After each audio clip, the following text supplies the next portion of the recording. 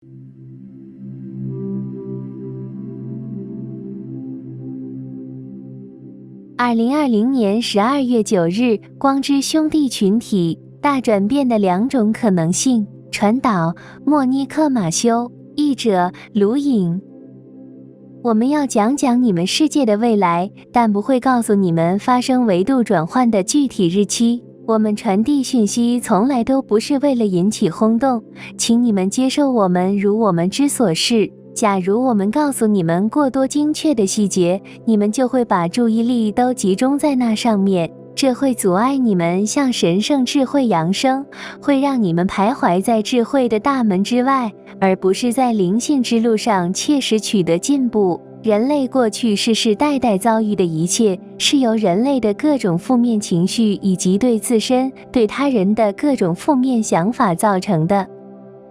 这些负面情绪和意念制造出一种非常强大的波，这种具有强大精神力量的波包围着你们的世界，并传播到宇宙中很远的地方。50多年前，圣光兄弟联盟这些存有为世界和生灵的转化与重生而工作，在你们的世界周围设置了一种保护性的光线，那就像一层无形的膜，把人类发出的各种能量挡在了里面。因此，人类多年来散发出的能量，如今在像飞去来气一样，越来越多的强力返回到人们身上，以及居住在地球周边的所有生命体身上。是的，你们正越来越多地接收到人类发出的所有意念产生的后果，这表现为日益增多的暴力和不断加深的悲伤。不过与此同时，你们中的许多人也在产生越来越大的觉悟。我们在观看着这一切，在等待着解放的时刻到来。那时，这世界将摆脱所有负面能量。这个世界的解放可以有两种方式。第一种是我们不得不让原定的神圣计划得到执行，也就是说，地球母亲要做出反应，要通过剧烈的变动来吸收并转化其周围的所有负面能量。这种情况会造成巨大的损害，地球将在很长一段时间里不再适合人类居住。其实不管怎样，重生后的地球都将无法再容纳破坏性的能量及狭隘、粗暴的意念，只能容纳美好、和平、尊重、圣爱、友善。另外一种可能性则比较罕见，我们只在几个世界上见过那样的情形。那对你们来说将是一条美妙的出路。这种可能性就是天父进行干预，以阻止你们世界的崩塌。对你们的世界而言，那可能会表现为一阵强风吹遍整个地球，每个角落都会被吹到。这强风并不是破坏性的，它更像是一种芬芳的强波。那些感知力、接收性已得到精炼的人会觉察到这种有香味的波。天父的意志所发出的这种波，就像送给地球的一份圣爱礼物。那时，所有负面能量、所有暴力、所有破坏性的集体意识都将被吸收，而人类将会觉醒，变得和从前不同，彻底改变对自身和周围事物的看法。总之，那来自天父的强大圣爱之流将穿透人类，而这将是对人类的盛大赐福。转变将在没有巨大破坏的情况下发生。不过，某些过于负面的人，某些完全不相信圣爱的人，会承受不了这股能量浪潮，会忍受不了这种强大的震动，他们将会没有痛苦的死去。这种转变我们只见过几次，那发生在某些世界上。那些世界之所以能用这种方式转变，是因为那里的一部分居民在圣爱与净化方面下了足够的功夫，做了充足的功课。不是说必须有很多人觉悟，只要少数富有使命的人觉悟就够了。你们这些光工就是富有使命的人中的一部分。我们一直在你们身边提供指导，像教授了解学生一样了解你们的能力。我们知道你们会把自己的使命履行到底，即使这有时很困难。总之，我们认为这第二种转变有可能会在地球上发生，只要你们为此付出应有的努力。祝福你们！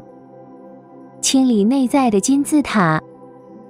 在不久的将来，心灵感应将在人们中间变得越来越普遍。因此，你们一定要学会好好的思想，学会控制自己，尤其要学会不表达令自己或他人不快的想法。你们要做个重要的练习，每个人都已意识到，在自己内在的房子里有许多东西需要清理。有时你们不太知道该怎样去做这个大扫除，但这扫除是非做不可的，绝不可以再让自己内在塞满大量对你们已毫无用处的东西。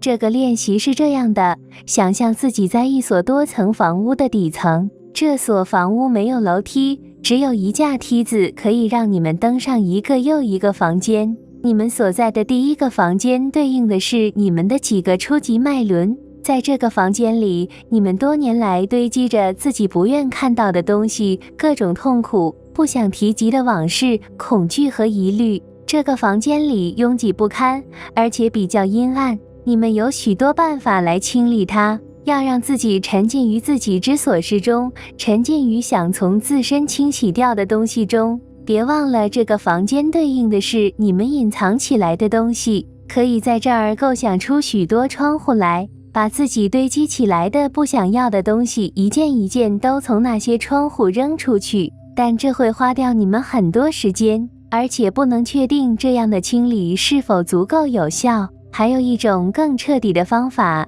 也是在这房间周围开出大大的窗户，然后以自己的全部圣爱，以自己内在神性存有的光吹起一阵风，把所有东西都吹得无影无踪，将这层堆满东西的房间彻底腾空。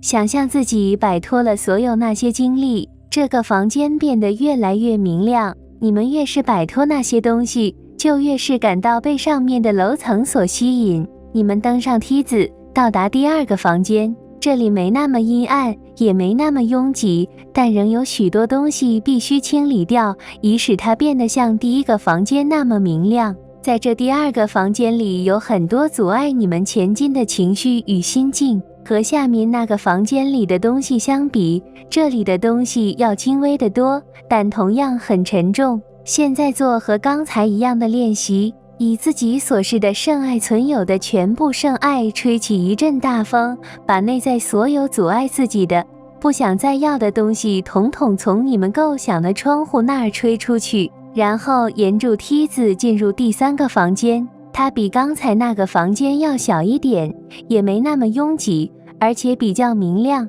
你们在这儿感觉比较舒服、轻松，你们内在开始形成和谐的状态。然而在这个房间里，你们还是看到有些小东西的清理掉，和刚才一样，你们以自己内在的光之存有的全部圣爱吹起风来进行扫除。继续沿着梯子前往另一个房间，它比刚才那间更小一点，里面的东西也更少一些。这里没有太多物品要清理，只有许多思想形态。这清理起来会比较容易，因为思想形态并不是暗沉沉的，而你们已经清理过大部分非常沉重的东西了。你们又往上走，看到了另一个房间，它比刚才那几间都更明亮。你们没有停下来，而是又往上经过了另外2个房间。你们感到越来越轻松，越来越有力量，心里也越来越快乐。现在你们来到了自己这座金字塔形房屋的顶端，你们看到了自己所做的全部功课的成效，看到自己内在存有发出的全部光芒照亮了每个房间。你们注意到这所房屋现在有多么明亮。从现在所在的地方，你们可以看到周围的一幅美妙景象。你们看到许许多多明亮的金字塔，那是所有像你们这样做了同样功课的人的金字塔。你们处于最完美的和谐状态，感到完全摆脱了个性、小我所产生的那些负担。现在在自己金字塔的顶端，你们什么都能做到。你们可以影响自己的肉体、情绪体、精神体，可以对自己真正之所是，对自己的灵性存有开放自己。你们已经准备好从人性意识转变为灵性意识，渐渐的，你们将成为那个灵性存有。你们已经开始了自身的扬升，现在什么都阻止不了你们，你们绝不可能再顺着梯子走下去，梯子上的横档已经消失，剩下的横档只会把你们带向屋顶，带向金字塔的顶端，带向自身的巅峰。这个功课要用一生去做，更确切地说是要用整个生命去做。你们已经完成了其中的某一部分，还要加紧完成其余的部分。别忘了金字塔的顶端在等住你们，从你们自身的高处，从你们人性意识的高处，你们将看到自己所示的光之存有的灿烂光辉，你们的灵性意识将打开你们神性的大门。每个人都可以按照自己的速度扬升，但要确保先清理第一个房间，然后再上升到其他房间。在你们的生活中，你们将越来越难以向后退转，梯子上的横档将被拿走。这当然是一个比喻，但对你们的进化来说，这是个意义重大的比喻。